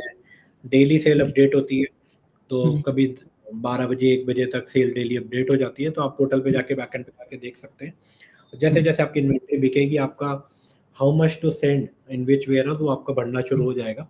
तो उस हिसाब से एक रूटीन में आ जाएँगे और एड्स हो गए और हर 15 दिन में रेमिटेंस आती है। ब्लिंकिट की बात करूँ तो सेलर मॉडल की 1st से 15th तक की सेल की रेमिटेंस 18th को आती है। तो उसमें सब आपको हिसाब दिखेगा कि ब्लिंकिट ने कितने रुपए काटे और आपको कितने रुपए रेमिट कर दिए। और 15 30th की जनरली रेमिटेंस 3rd या 4th को आ जाती है। तो 15 डे साइकिल है पैसे रेमिट करने का। तो ये इस हिसाब से चल सकता है। ईज़ी मॉडल है, बहुत कॉम्प्लिकेटेड नहीं है। एंड अगर ज़ेप्टो पे कराना है या इंस्टामार्ट पे कराना है तो आपकी यानी ज़रूरत पड़ेगी? नहीं, मेरी भी ज़रूरत नहीं पड़ेगी। कैटेगरी मैनेजर से बात करनी पड़ती है आपको। उनको अपना प्रोडक्ट पिच करिए, किसी तरह उन तक पहुँचिए, मेल करिए उनको ढूँढ के। अब बोलते हैं कैटेगरी मैनेजर कैसे मिलेगा? किसी अपने दोस्त से पूछिए, कोई आपके तरीके का प्रोडक्ट बेच रहा था, तो वो बताएगा उसका मैनेजर कौन है, या लिंक्डइन ढूँढिए, उनको मेल करिए। और अगर आपका प्रोडक्ट चूज़ होता है, उनको बताइए मेरी या तो अमेज़न पे इतनी सेल है या ब्लिंकिट पे इतनी सेल है या ऑलरेडी मेरी ऑफलाइन इतनी सेल है। तो वो चूज़ करते हैं कि आपके प्रोडक्ट को ऑनबोर्ड करना है कि नहीं करना। करना है तो आपको वापसी मेल आएगा कि हाँ, आप अपने आपके प्रोडक्ट को इवैल्यूएट करना चाहते हैं। दे विल डिस्कस अबाउट कितना मार्जिन पे बात होगी, कितना एड्स कमिटमेंट होगा। सबके अलग-अलग मॉडल है, अलग-अलग कैटेगरी वाइज़ भी ये मॉडल डिफ़र करते हैं। किसी कैटेगरी में उनको बहुत ज़रूरत है, तो वो ले लेंगे ईज़िली। किसी कैटेगरी में उनका ऑलरेडी बहुत सारा असॉर्टमेंट है, आपका एक और ब्रांड वो बढ़ाना नहीं चाहते एंड दे डोंट। देखिए, उनको भी अपना बिज़नेस देखना है। It is business at the end of the day. Already अगर 10 ब्रांड है तो शायद वो आपका 11वां ब्रांड ना लेना चाहे। वो लोग भी देखते हैं कि आपकी ब्रांड के सर्चेज़ उनके पोर्टल पे आ रही हैं कि नहीं आ रही, कितनी आ रही हैं। अगर वो लिस्ट करते हैं तो उनके पोर्टल को कितना फ़ायदा होगा, सेल्स को कितना फ़ायदा होगा। तो अगर ये सब सिचुएशन बैठती है, योर प्रोडक्ट्स गेट सेलेक्टेड, तो उनका पीओ आएगा, आप वो पीओ फुलफ़िल करिए। और उनका भी बैकएंड एड्स का पोर्टल रहता है। उस एड्स के पोर्टल को दिखेगा कि एड्स कैसे चलाने हैं या इन्वेंटरी कितनी आपका डेली बिक रही है या किस डार्क स्टोर पे कितनी इन्वेंटरी पड़ी है, वो सब चीज़ें मैनेज करनी होती हैं। एक और चीज़ यार इंटरेस्टिंग, कई बार हमको न्यूज़ आती है कि ब्लिंकिट या ज़ेप्टो का माल एक्सपायर हो गया, तो वो पड़ा है या फिर उन्होंने एक्सपायरी भेज दिया, लाइक एक्सपायर हो चुका था, ऐसा होता है? काफ़ी न्यूज़ देखी है मैंने इंस्टाग्राम वगैरह पे। यार मैं कहूँगा आइसोलेटेड इंसिडेंट्स हैं, बट ऐसे जनरली होता नहीं है कि एक्सपायर्ड माल बहुत ज़्यादा पुराना दिखे, या तो सेलर ने ही नियर एक्सपायरी माल भेज दिया। मैं एज़ अ सेलर हूँ, मैंने नियर एक्सपायरी माल भेज दिया और वो किसी तरह से इन भी हो गया। और मान लीजिए 2 महीने बाद की एक्सपायरी थी और थोड़े दिन माल रुका रहा और जब आपके पास आया तो या तो बिल्कुल नियर एक्सपायरी था, एक्सपायर्ड ही था। इन चीज़ों के चेक्स एंड बैलेंसेस बहुत हैं, तो इंस्टाग्राम पे मत जाइए। आइसोलेटेड इंसिडेंट्स हैं, मैं नहीं कहूँगा कि नहीं होते, हो सकते हैं, बट जनरली देखने में ऐसा आया नहीं है कि देखिए जितने चांसेस आपके नियर बाय रिटेलर पे या किसी किराने वाले पे एक्सपायर्ड माल मिलने के हैं, उतने ही चांसेस इनके पास भी एक एक्सपायर्ड माल की डिलीवरी होने के हैं। तो फिर भी टेक का काफ़ी यूज़ करते हैं, ऑलरेडी एक्सपायरी डली होती है प्रोडक्ट की, चेक करते हैं सारी एक्सपायरी, प्रोसेसेस हैं इंटरनली, बट इतना तेज़ी से इवॉल्व हो रहे हैं, कहीं पे मिस हो जाता होगा। मैं डिनाई नहीं करता मिसेस नहीं है, सभी के मिसेस होंगे, किसी के कम किसी के ज़्यादा, बट बहुत ज़्यादा रैम्पेंट नहीं है ये। और उन प्रोडक्ट्स का क्या बोलोगे कि जिन पे एक्सपायरी डेट है ही नहीं, जैसे कोई सब्जी है, फ्रूट है, उसकी क्वालिटी कैसे चेक होती है, लाइक मेंटेन कैसे करके रखते हैं ब्रांड्स? देखिए, सब्जी फ्रूट तो ब्रांड नहीं बेचता, सब्जी फ्रूट तो मार्केट प्लेसेस खुद ही सोर्स करते हैं, इनका खुद का सप्लाई चेन पूरा है। आप एज अ ब्रांड सब्जी फ्रूट थोड़ी बेच सकते हैं, पेरिशेबल इतना ग्रोसरी ये लोग नहीं लेते। दे टाई अप विद वेंडर्स, अपना पूरा प्लान बैठाते हैं, जहाँ पे परचेजेस होंगी, असॉर्टमेंट होगी, पैकेजिंग होगी, और उसका भी ये लोग ध्यान रखते हैं प्रोसेसेस का कि प्रोडक्ट कैसा जा रहा है। देखिए क्वालिटी इंश्योर करना उनके लिए बहुत इंपॉर्टेंट है। थोड़ा-सा मैं पीछे ले जाता हूँ मयंक आपको। देखिए सबसे ज़्यादा पैसा ज़ाया होता है कस्टमर एक्विजिशन में, okay? It is very difficult to acquire a customer जो आपके पोर्टल से खरीदने के लिए तैयार है। तो आपकी सारी इन्वेस्टमेंट कैक बोलते हैं, कैक में लग गई। पोर्टल के लिए भी कैक होता है बहुत ज़्यादा। ज़ेप्टो को अपने पास बायर को बुलाना है तो वो भी कैक करेगा। तो एक बार वो लग गया, तो ये पोर्टल्स बहुत ध्यान देते हैं कि यार जो दुकान के अंदर कस्टमर आ गया, अब उसका एक्सपीरियंस बेस्ट होए, तभी वो रिटर्निंग कस्टमर बनेगा। अगर एक्सपीरियंस में कहीं भी फॉल्ट है, तो इतनी इन्वेस्टमेंट के बाद जो मैं कस्टमर लाइफ टाइम वैल्यू निकाल के बैठा था कि ये मेरे पास एक बार आ गया, 10 ट्रांज़ैक्शन करेगा, तब मैं इससे एक पहला रुपया कमाऊँगा। तब तक तो मैंने खर्चा ही कर दिया। मान लीजिए ₹1000 लग गए कस्टमर को एक्वायर करने में, जिस भी चैनल से मैं लेकर आया उसको एड्स लगाया, कुछ भी किया। और एक ट्रांज़ैक्शन से उसे ₹100 कमाता हूँ। 10 ट्रांज़ैक्शन जब वो करेगा तब तो मैं अपने एक्विजिशन कॉस्ट पे ब्रेक इवन करूँगा। तो ये सभी पोर्टल्स देखिए पैसा है, टेक्नोलॉजी है, टूल्स हैं, सभी प्रोफ़ेशनल हैं। बहुत एम्फेसिस देते हैं कि यार कस्टमर एक बार एक्वायर हो गया तो जाए ना। Whether it is service, customer delivery, the product that they are getting, सब पे बहुत ज़्यादा ध्यान दिया जाता है। कहीं पे थोड़े बहुत मिसेस होंगे, कोई ज़्यादा ध्यान दे रहा है, कोई कम ध्यान दे रहा है। बट मैं नहीं समझूँगा कि कस्टमर डिलाइट किसी के लिए भी लो रैंकिंग क्राइटेरिया है। कस्टमर डिलाइट सब लोग सबसे ऊपर रखते हैं ये, तभी कस्टमर रिटर्निंग आएगा, तभी मेरा पोर्टल चलेगा। तो खराब क्वालिटी जाना ये एक प्रोसेस की बात है, किसी के प्रोसेस बहुत टाइट होंगे, किसी का रिजेक्शन बहुत ज़्यादा टाइट होगा कि यार 2 दिन में जो भी फ्रूट्स हैं मुझे हटाने ही हटाने हैं। मैं किसी उसी वाले पे डिपेंड नहीं कर रहा। मैं आफ्टर वेयरहाउस वापस उठा लूँगा 2 दिन में, मैं पूरी टीम अलग से बैठेगी, जो चेक करेगी या कोई टेक्नोलॉजी चेक करेगी कि ये फ्रूट सही भी है या नहीं है, या मैं 2 दिन में हटा ही दूँगा एंड मैं उस फ्रूट का क्या कर रहा हूँ, मैं फिर कहीं और बेचूँगा। लेकिन मैं कस्टमर के पास अपने कस्टमर्स मेरे मेरे मार्केट प्लेस से नहीं बिकेगा, मैं कुछ और लिक्विडेशन चैनल लगाऊँगा। कोई कहता है नहीं मैं तो डेली हटा दूँगा, कोई कहता है मैं 4 दिन में हटाऊँगा, या कोई कहता है मैं जो वेयरहाउस का पर्सन बैठा है उसकी उस पे है कि वो क्यूसी कर ले, फ्रूट सही है तो चलाता जाएगा, जो खराब है वो निकालता जाएगा। तो सब लोग अपना एक मॉडल अप्लाई कर रहे होंगे, मुझे बहुत ज़्यादा इनसाइट नहीं है। बट ये ज़रूर समझता हूँ कि कोई भी इस पैरामीटर को हल्के में नहीं ले रहा होगा। सभी लोग बहुत मेहनत कर रहे हैं, ध्यान दे रहे हैं कि यार सब्ज़ी बेस्ट क्वालिटी की जाए, फ्रेश जाए, कंज़्यूमर कंप्लेंट्स ना आए ग्रोसरी में, मिल्क में, ब्रेड में। जो चीज़ कंट्रोलेबल वेरिएबल्स हैं उसको एब्सोल्यूट कंट्रोल किया जाए, जो अनकंट्रोलेबल है उनको धीरे-धीरे ऑप्टिमाइज़ करते हैं, बट जो कंट्रोल में है उसको तो उस पे तो मिसेस ना करें। एक और चीज़ यार, आप ज़ेप्टो यूज़ करते हो? तो मैं एक सभी एक मैं कभी सभी यूज़ कभी आपने एक चीज़ फ़ील की, कल ना जैसे हमने सपोज़ इलेक्ट्रिक केटल मँगा रहे थे। पहले मेरे को दिखी प्राइस ₹299, ठीक है? थोड़ी देर बाद दिखती है 350, उसके बाद दिखती है मेरे को ₹400। एक और चीज़, ₹125 कैश देता है ज़ेप्टो, फ्री कैश, काफ़ी बार आता है। स्टार्टिंग में 125 के 125 कटते थे, राइट? आज आप 125 कैश लगाओगे, आपके मुश्किल से 50 या 60 रुपए डिस्काउंट आ जाता है आपके प्राइस में। ये कैलकुलेशन करनी नहीं आती है उनको, ये क्या होता है? देखिए मयंक यार, ये सब मार्केटिंग्स के टूल्स हैं। पहले हाँ, आपको 125 के 125 रुपए दिए गए, हाँ, आप बहुत खुश हुए, आप हुक हो गए कि हाँ मैं वापसी आऊंगा। धीरे धीरे उसको लगा हाँ, कि हुक हो गया और मुझे अपना बर्न कम करना है। देखिए 125 हुँ, रुपए कमाना आपके ट्रांजैक्शन से मुश्किल है, तो वो भी अपना हुँ, बर्न कम करता जाएगा। तो जब लगा हुँ, हाँ कस्टमर ने एक्सेप्ट कर लिया, पहले 100% कैश यूटिलाइजेशन किया, फिर वो कहता है यार कम करके देखता हूँ, 50% कैश यूटिलाइजेशन करके देखता हूँ या हुँ, कैशबैक यूटिलाइजेशन। तो उसको हुँ, लगेगा हाँ 90% कस्टमर फिर भी स्टिक हुँ, हो रहा है, हुँ, शायद उसको 25 कर दे, उसको 10 कर दे, हुँ, उसको लगेगा नहीं हो रहा, वो शायद उसको 100 करे, फंडिंग पीछे हुँ, से और आ गई, बर्न करना है या और कस्टमर बढ़ाने हैं, शायद और कर ले। तो डिपेंड करता है कि कब उसे कम्पीट करना है, कितना कम्पीट करना है, कितना कम्पीट नहीं करना।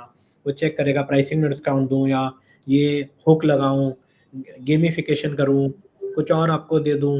ये बहुत सारी चीज़ें हैं, दुनिया भर के दिमाग इसमें लगे हुए हैं, पूरी-पूरी टीम्स लगी हुई हैं सोचने में कि क्या प्रमोशन चलाना है, किस पे कस्टमर स्टिकीनेस ज़्यादा आ रही है, किस पे कस्टमर डिलाइट ज़्यादा आ रही है।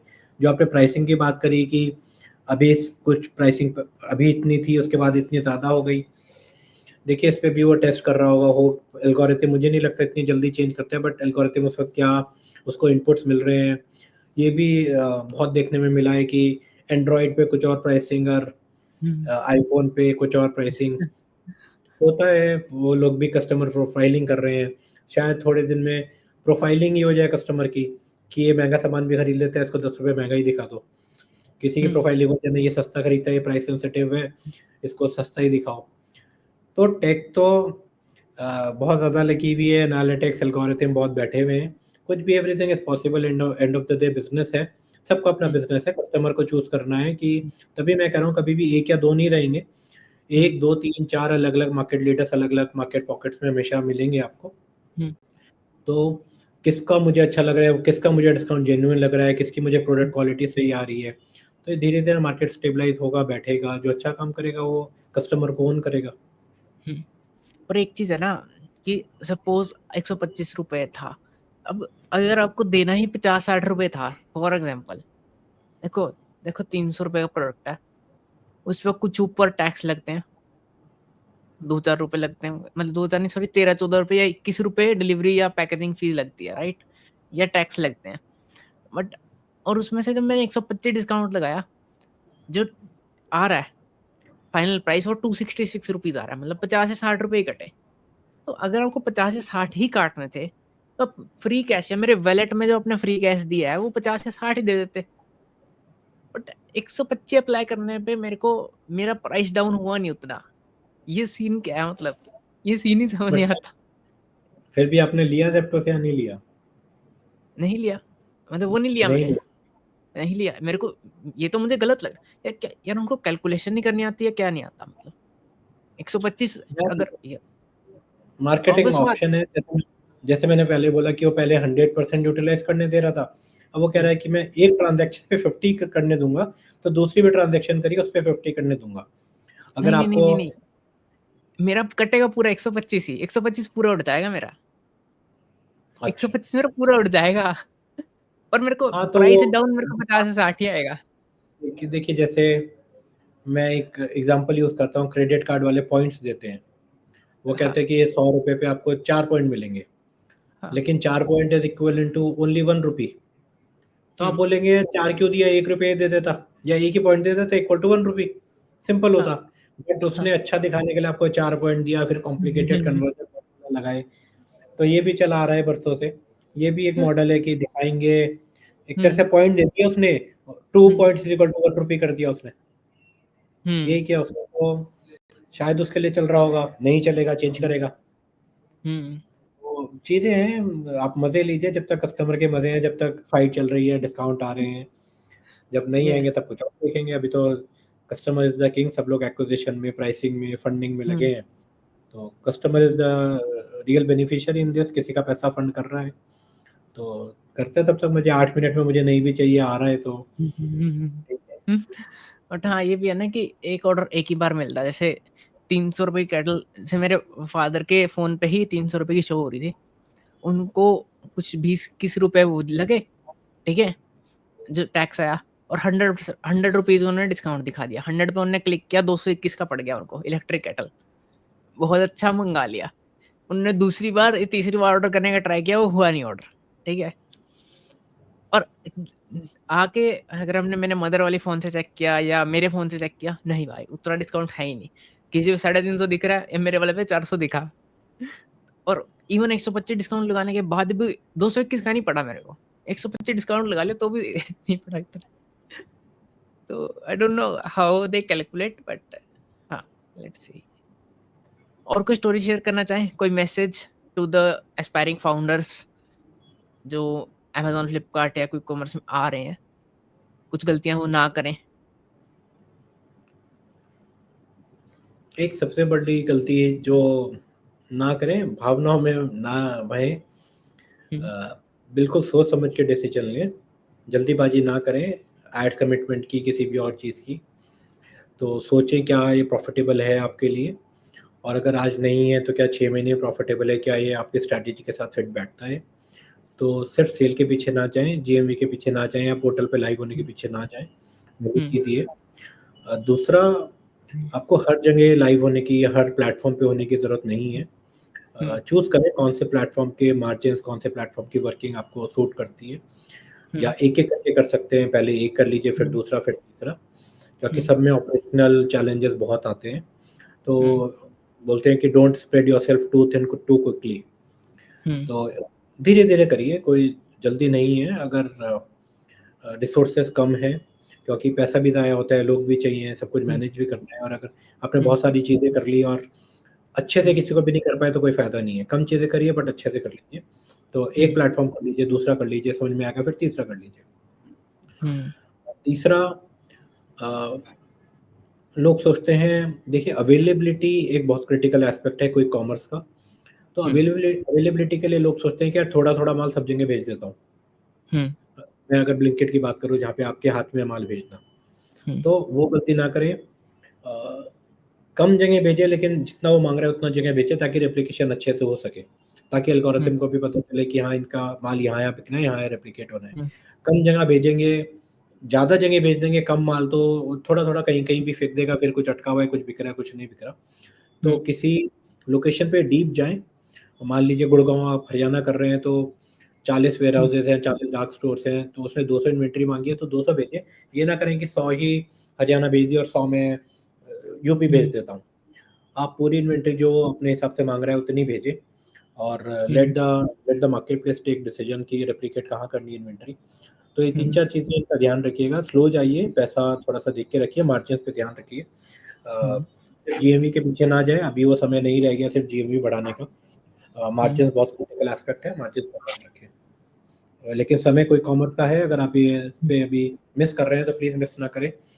अगर आपका प्रोडक्ट सूटेड है कोई कॉमर्स के लिए, चेक करें, and if it is suited please पूरा मेहनत करें अपना प्रोडक्ट कोई कॉमर्स पे प्लेस करने का। ब्लिंकिट अभी सबसे आसान है, ट्राई करें ब्लिंकिट पे लाइव होने का सेलर मॉडल से। फिर ज़ेप्टो या इंस्टा भी कर सकते हैं, बिग बास्केट भी कर सकते हैं, सब कर सकते हैं। बहुत सारे एक टाइम पे एक साथ ना करें। हुँ। बिग बास्केट और जियो का कैसा देख रहे हो फ्यूचर? लाइक आ रहे हैं वो? Like how rapidly they are acquiring, कि इनसे कम्पीट करने का कैसा प्लान कर रहे हैं वो? बिग बास्केट अभी भी थोड़ा स्लो है, वो थोड़ा इंटरनल कैसे फिगर आउट कर रहा है हमें भी इतनी जानकारी नहीं है, बट हुँ, मार्केट न्यूज़ के हिसाब से, या जो हम सेलर से और बायर से बात करें, ब्लिंकिट और बिग बास्केट अभी भी काफ़ी पीछे है। हुँ, कोई कॉमर्स डिलीवरीज़ में सिस्टम उसके लेगेसी सिस्टम्स हैं थोड़े पुराने, उनको शायद हुँ, चेंज करने में समय लग रहा होगा, अडॉप्ट करने में। हुँ, जियो की बात करें तो जियो काफ़ी अग्रेसिव है, प्राइसिंग भी बहुत अग्रेसिव है, और हुँ, वो 10 मिनट वाले सेगमेंट में अभी भी नहीं है, वो थोड़ा 20, 25, 30 मिनट तक भी डिलीवरीज़ आ रही हैं। हुँ, और मिक्स्ड मॉडल है, but Jio is focusing more on price sensitive customer. तो अगर आपको चीपेस्ट बेस्ट चाहिए, बास्केट हुँ, साइज़, कार्ट वैल्यू ज़्यादा हुँ, बड़ी है, तो शायद हुँ, जियो उस सेगमेंट में प्ले कर रहा है। तो जैसे हुँ, मैंने बोला, हर अ, सब लोग अपने कस्टमर बाँटेंगे, अपने सेगमेंट्स बाँटेंगे। कस्टमर भी अपना प्रेफर्ड पोर्टल चूज़ करेगा, किसी को स्पीड चाहिए, किसी को कस्टमर सर्विस चाहिए, किसी को सबसे ज़्यादा डिस्काउंटिंग चाहिए। तो धीरे-धीरे हुँ, सब लोग ये धीरे-धीरे बैठेगा, मार्केट डिवाइड होगा, और हर हुँ। किसी के अलग-अलग मॉडल हैं। किसका कितना सक्सेसफुल होगा देखने वाली बात है। एक लास्ट क्वेश्चन, आपने जैसे बोला कि जो कोई कॉमर्स लिस्टिंग करते हुए जल्दी मत करें, गलतियां मत करें। कोई ऐसी स्टोरी किसी फाउंडर की कि जब क्विक कॉमर्स में लिस्ट हो गया, उसके बाद कुछ गलतियां की हो या कुछ तेजबाजी की हो जिसकी वजह से कुछ भारी नुकसान हुआ हो किसी फाउंडर को, वो कोई स्टोरी है आपके पास जब शेयर कर सकें? 2 चीज़ें बहुत क्रिटिकल थी एक हमारे सेलर के साथ। वो शार्क टैंक का सेलर था। शार्क टैंक पे आया, तो विज़िबिलिटी बहुत हाई थी और सभी हुँ, लोग उसको ऑनबोर्ड करने के लिए तैयार थे, क्विक कॉमर्स के लिए सूटेड प्रोडक्ट था। हुँ, तो क्योंकि सभी लोग तैयार थे तो उसने तीनों चारों पोर्टल कर लिए। मैं सिर्फ़ क्विक कॉमर्स पे फ़ोकस करके बता रहा हूँ, किया तो उसने और भी बहुत कुछ होगा। हुँ, और जैसे मैंने कहा ज़ेप्टो को एड्स कमिटमेंट कर दी, उन्होंने इन्वेंटरी के हुँ, पीओ भेज दिए। हुँ, तो वही उसने सोचा कि यहाँ पे इन्वेंटरी भेजने अच्छा अमेज़न, फ्लिपकार्ट जहाँ पे बिक रहा था, क्विक हुँ, कॉमर्स का जहाँ पीओ आ गया, इसको इन्वेंटरी दे देता हूँ। हुँ, तो इन्वेंटरी भी फँस गई, एंड सेल हुँ, आई नहीं क्योंकि शार्क टैंक से जो विज़िबिलिटी मिली थी वो थोड़ी-सी लिमिटेड थी या उसका शेल्फ हुँ, लाइफ थोड़ी लिमिटेड था। वो उसके हुँ, ऊपर और उसको बिल्ट ऑन नहीं कर पाया, तो एक तो हुँ, वो वहाँ फँस गया। इन्वेंटरी चली गई, बट आगे सेकेंडरी सेल नहीं आई मार्केट प्लेस को और उधर से हुँ, एड्स कमिटमेंट हो गए। तो हुँ, थोड़े दिन तो एड्स भी चला दिए उसने, लगा दिए, जैसे मान लीजिए 10 लाख का कमिटमेंट था, 5-6 हुँ, लाख फूँक गए। अब 5-6 हुँ, लाख फूँकने के बाद उसने देखा कि सेल भी नहीं आ रही है और इधर इन्वेंटरी भी फँसी हुई है और हुँ, उसने आगे एड कमिटमेंट के लिए मना कर दिया। हुँ, तो मार्केट प्लेस ने उसके एड्स कमिटमेंट फुलफिल नहीं कर रहा था, उसकी इन्वेंटरी भी सारी रोक दी। वो इन्वेंटरी भी हुँ, उसको वापसी लेनी पड़ रही है आज की डेट में अगर काम करना है। तो हुँ, इन्वेंटरी जितने दिन थी वो भी फँसी, जहाँ पे वो बेच सकता था उसकी सेल भी खराब हुई और उधर एड्स का पैसा भी ज़ाया हुआ और कोई हुँ, भी चीज़ वो ठीक से नहीं कर पाया। क्योंकि हुँ, इतनी ज़्यादा चीज़ें कर ली, सब जगह लाइव हो जाता है, सब जगह इन्वेंटरी भेज देते हैं, इन्वेंटरी में भी हुँ, पैसे लग गए, मार्केट से हाई रेट पे हुँ, बोरोइंग कर ली उसने। हुँ, तो कंपनी आज की डेट में बिल्कुल ही कगार पे है बंद होने के। देखिए शार्क टैंक आए हुए 6 महीने हुए, अगर दिसंबर में एपिसोड लाइव हुआ था, तो आज जुलाई पे बैठे हैं और तब हुँ, बहुत ऊ ऊ ऊपर थी कंपनी और चूँकि विज़िबिलिटी इतनी ज़्यादा मिली, पब्लिसिटी मिली, उसके बहाव में आपने बहुत सारी चीज़ें करने की कोशिश करी जिसके लिए ना फाउंडर तैयार था, ना कंपनी तैयार थी, ना बैकएंड सिस्टम तैयार थे। आपने सब हुँ, चीज़ें थोड़ी-थोड़ी, थोड़ी-थोड़ी कर दी और सब गलत हो गया। और तो आप इन्वेंटरी से भी फँसे, पैसे से भी फँसे और दोबारा कोई मार्केट प्लेस आपको ऑनबोर्ड करने के लिए भी तैयार नहीं है, उधर से डेट भी लेके बैठे हैं हाई कॉस्ट पे। तो ये सब चीज़ें मिल-जुल के आज कंपनी बहुत ही एक खराब हालत में है। तो इतनी ज़्यादा जबकि विज़िबिलिटी इतनी हाई थी। तो शार्क टैंक के आने के बावजूद आपको फंडिंग भी मिली, सब कुछ था, बट हुँ, कुछ गलत डिसीज़न्स होते चले गए, सीरीज़ ऑफ गलत डिसीज़न और आज कंपनी की हुँ, हालत बहुत बुरी है। तो ये ना करें। सक्सेस हुँ, स्टोरी सुनाता हूँ। सक्सेस हुँ, स्टोरीज़ यही सिमिलर कि हुँ, अगेन शार्क टैंक ब्रांड, अच्छी विज़िबिलिटी थी और उसने कहा लेकिन मेरी इन्वेंटरी महँगी है, ना मैं इतने भी इन्वेंटरी बना पा रहा हूँ क्योंकि क्वालिटी कॉम्प्रोमाइज़ हो रही है, मेरा पीछे का मैन्युफैक्चरर नहीं बना पा हुँ, रहा। ही हुँ, concentrated only on one segment कि यार मैं एक ही सेगमेंट करूँगा और हुँ, बाकी दोनों से उसने डील नहीं करी। एक कोई कॉमर्स से डील करी और अच्छी डील करी कि I will be um, exclusive to your portal, बाकी दोनों पे हुँ, I will not give inventory for another 1 year. तो हुँ, मार्केट प्लेस ने ध्यान से उसके साथ काम किया, मिल-जुल के काम किया, हुँ, सही इन्वेंटरी हुँ, सब जगह पहुँची और रिस्पॉन्स हुँ, बहुत अच्छा देखने में आ रहा है। तो हुँ, समझ-बूझ के साथ कॉन्संट्रेटेड बेट्स लीजिए, तो एक अच्छा रिज़ल्ट हुँ, देखने में मिलता है। तो स्टोरीज़ हुँ, दोनों तरफ है। अ, थोड़ी-सी अगर कम गलतियाँ करेंगे, किसी एक्सपर्ट की राय लेंगे, तो आई थिंक बेटर निकल हुँ, के आएगा। कि पहले एक प्लेटफ़ॉर्म पकड़िए, उस पे स्टेबल होइए, देन दूसरे पे जाइए, सब पे एकदम जब पे भेजने की ज़रूरत नहीं है क्योंकि आपकी इन्वेंट एक तो आपका पैसा ज़्यादा लग जाएगा, फिर आप नहीं कर पाओगे। मैनेज भी नहीं कर पाओगे, कॉम्प्लेक्सिटीज़ हैं हर हुँ, पोर्टल को मैनेज करने की, या तो आपके पास बहुत बड़ी और स्टेबल टीम है, बहुत हुँ, अच्छा कर लीजिए, लोग करते हैं, मैं ये नहीं बोलूँगा कि स्टोरीज़ नहीं है जहाँ लोगों ने तीनों कर दिए। हुँ, क्या आप उसको मैनेज करने के लिए आपकी प्रायोरिटी हुँ, सही है तो आप तीनों भी कर लेंगे। बट हुँ, जनरली देखने में आया है, एक-एक करके करिए, पैसे की कमी है, समय की हुँ, कमी है, टीम्स की कमी है, बैंडविड्थ की कमी है। एक-एक करके हुँ, करिए, एक को जीतिए, दूसरे को जीतिए, फिर तीसरे को जीतिए। हुँ, बहुत जल्दी में बहुत कुछ करेंगे तो कई बार गलतियाँ जल्दी हो जाती हैं। बिल्कुल। Thanks a lot Mohit for coming. Any final message for our audience aspiring entrepreneurs जो स्टार्टअप बनाना चाहते हैं, वो आप दे सकते हैं? यही है यार, हम एक वर्ड यूज़ करते हैं कि the boat is yet to sail. तो अभी भी नाव खड़ी है किनारे पे, आप उसमें चढ़ सकते हैं। Weather it is Amazon, Flipkart, कोई कॉमर्स, इंटरनेशनल सेल्स, मैं ऑनलाइन की ही बात कर रहा हूँ। अभी गाड़ी निकली नहीं है, अगर ध्यान से करेंगे तो अभी भी समय है। ऐसा नहीं है कि पुराने इनकम्बेंट ने या बड़े एफएमसीजी कंपनीज ने अपनी जगह बना ली है और आपके लिए जगह नहीं है। आप भी सही प्रोडक्ट लाइए, सही स्ट्रैटेजी के साथ काम करिए, सही चीज़ों को सही टीम बनाकर सक्सेस अभी भी आ सकती है। और अभी भी बहुत बड़े-बड़े ब्रांड्स बनने बाकी हैं, बहुत कैटेगरीज़ में ब्रांड्स अभी भी बनेंगे। तो जो लोग अभी भी साइडलाइंस पे हैं, वेट कर रहे हैं या सिर्फ ट्रेडिशनल रिटेल या मैन्युफैक्चरिंग की तरफ ही हैं, प्लीज़ देखिए इन चैनल्स को। इनमें ब्रांड्स बनेंगे, बड़े ब्रांड्स बनेंगे और अभी भी एक अच्छी अपॉर्चुनिटी है इंडिया में भी और बाहर भी। तो ध्यान दीजिए, क्विक कॉमर्स पे जाइए, अमेज़न, फ्लिपकार्ट पे जाइए और बहुत सारे चैनल्स करिए। अपॉर्चुनिटी बड़ी है, बहुत मज़ा आएगा खेलने में। कोई सजेस्ट कर सकते हो कहाँ-कहाँ ब्रांड बन सकता है आज के टाइम में? यार मिंक हर जगह ब्रांड बन सकता है, हर जगह अपॉर्चुनिटी है। ट्रेडिशनल सेक्टर्स में भी अपॉर्चुनिटी है। आज बोलोगे पर्सनल केयर में भी ब्रांड बन सकता है, मुश्किल है। बट मैं बोलूँगा एक बिलीफ होना अपने आप में एक बहुत ज़रूरी है। व्हाइट लेबलिंग का ज़माना चलेगा कि मैं कहीं से प्रोडक्ट बना लूँ और उसके ऊपर अपना लेबल लगा के कर दूँगा। हुँ, आपका बिलीफ होना कि यार मेरा प्रोडक्ट या मेरी सर्विस क्यों चलेगी, ये बहुत ज़रूरी है, क्योंकि ये बिलीफ ही आपको मुश्किल समय से निकालेगा। समय मुश्किल ज़रूर आएगा, मान लीजिए 6 महीने बाद डिफ़िकल्ट समय आता है, तो अगर आपकी if you don't have belief in your product, आप उस टाइम छोड़ देंगे। बट अगर हुँ, आप belief set is right, you believe in your product, in your capabilities, तो बिलीफ रखिए किसी भी सेगमेंट में आज भी अपॉर्च्युनिटी है प्रोडक्ट बनाने की। आज भी बहुत ही बहुत ही कॉम्पिटिटिव सेगमेंट्स में भी नए प्रोडक्ट, नए ब्रांड्स लॉन्च हो रहे हैं और जो सक्सेसफुल होंगे, जो पुराने लीडर्स को बीट करेंगे। जस्ट हुँ, सही स्ट्रैटेजी और सही बिलीफ सेट की ज़रूरत है। ऐसा मैं उल्टा जवाब देता हूँ, ऐसा कोई सेगमेंट नहीं बचा जो बिल्कुल ये हो कि यार वेट कर रहे हैं, यहाँ प्रोडक्ट डालो चल जाएगा। हुँ, ठीक है? सब जगह दिमाग लग चुका है, आइडिया सबने लगा लिए हैं, फेलियर्स भी हैं, सक्सेस स्टोरीज़ भी हैं। ईज़ी विन नहीं है या बहुत कम है, प्लीज़ ईज़ी विन का वेट मत करिए।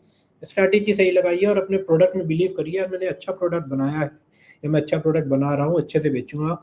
मेरे बिलीफ सेट, एथिक्स सही है, मैं सही तरीके से स्ट्रैटेजी लगा के काम करूँगा, सक्सेस ज़रूर मिलेगी। वेट मत करिए कि यार मुझे कुछ छुपा हुआ मिल जाए। बिल्कुल। Awesome then Mohit, thanks a lot for coming, बहुत कुछ सीखने को मिला आपसे एंड आई होप ऑडियंस के लिए भी बेनिफिशियल होगा podcast. Thanks a lot. Thank you man, thank you so much.